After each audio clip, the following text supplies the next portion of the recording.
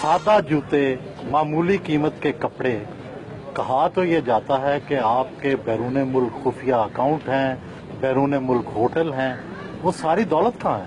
वो मैंने सब डोनेट कर दी गवर्नमेंट ऑफ पाकिस्तान को। मेरे पास जब आए तो मैंने पावर ऑफ अटॉर्नी दे दी कि तुम सब ले लो। क्या ये ऐसे इल्जामात हैं? झूठे पक्के अव्वल दर्जे के।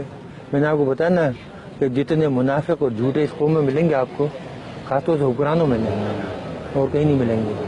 हम लोग जो हमें जानते हैं, हमारे साथ काम करने वाले 30-30 बरस से घर वाले, उनसे पूछ लें कि जितनी सादा जिंदगी हम गुजारते हैं, जितना सादा हम खाना खाते हैं, जितनी ईमानदारी से हमने काम किया, आज तक सरकारी चीज़ यूज़ नहीं की।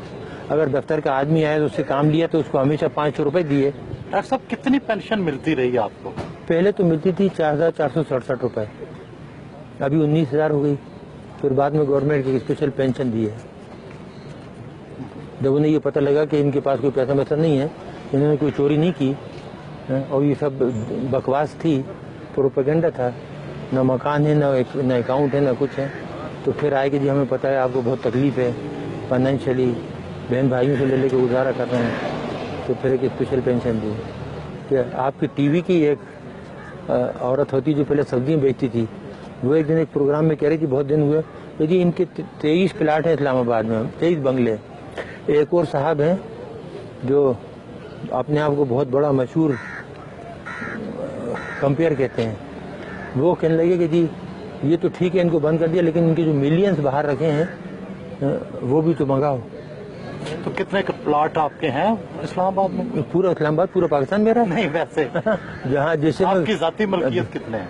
मेरी जाती मलकियत जो घर आपने देखा था वो है, और एक बनी गला में जो हमने बनाया था, और उसके कागजात मौजूद हैं, पैसे जिस तरीके से हमने लगाए। ये इल्जामात क्यों लगाए? इस मुल्क में झूठ बोलना दरोगोई तो कामन है ना, जिस पे जो चाहे इल्जाम लगा दो। जो चोर हैं, डाकू, उन पे इल्जाम नहीं लगते। वो साहूकार हो तो उनकी सफाई पेश होती है कि नहीं वो तो बहुत ही ईमानदार हैं, नौमौलूद बच्चे की तरह हैं। एटमी मुल्क पाकिस्तान में हर तरफ लोड शेडिंग के अंधेरे हैं, क्या न्यूक्लियर तवानाई से ये मसला हल हो सकता है? ये हो सकता है बहुत। देखिए, अगर आप करना चाहें, कोई काम भी आप करना चाहें तो उसको आप नेशनल लेवल पे लें, नेशनल पॉलिसी बनाएं, गाइड करने वाले सही हों, लेकिन जहाँ चीज़ें जाहिलों के हाथ में हों वो कुछ कर सकते हैं। नहीं, क्या तरीका है? कोई शॉर्टकट है? शॉर्टकट देखिए, तरीके बहुत से हैं, लेकिन अब हमने कसम खाई है कि इस मुल्क को कुछ नहीं बताएंगे। जो हमने बताया उसका जो सिला मिला ना, अब उसके बाद कोई सलूशन, कोई हल नहीं बताएंगे किसी को। आप नाराज हैं लोगों से? लोगों से तो नाराज नहीं है, लेकिन एहसान फरामोश से तो नमक हरामों से नाराज है। आवाम से नाराज नहीं है, आवाम तो बेचारे बहुत मोहब्बत देते हैं। आपने खुद अभी मेरी बेगम को देखा, सीधी सारी बेचारी किन जाती, कितनी गुस्से में आई वो, जिसके साथ ये हो कि 6.5 साल से बंद रखा है, बच्ची को नहीं आने देते, मिलने नहीं देते।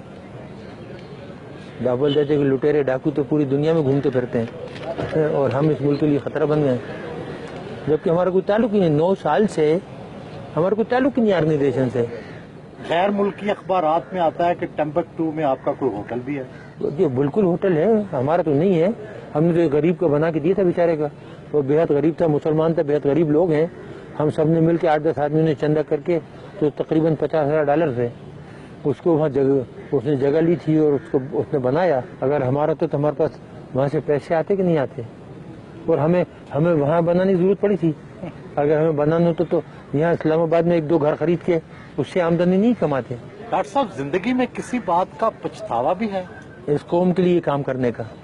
आज वो ये होता है, कभी कभी आदमी सोचता है ना कि कोई और काम करता, तालीम की तरफ ध्यान देता बजाय ये काम करने के ना, एजुकेशन की तरफ प्रोफेसर बन जाता। मेरे पास बहुत पेशकशें थी, लेकिन एकदम ये जब हिंदुस्तान ने धमाके किया तो 74 का, तो फिर मैंने देखा कि पाकिस्तान का जो वजूद है खतरे में पड़ गया है, तो इसलिए वो काम छोड़ के तो इधर आ गया।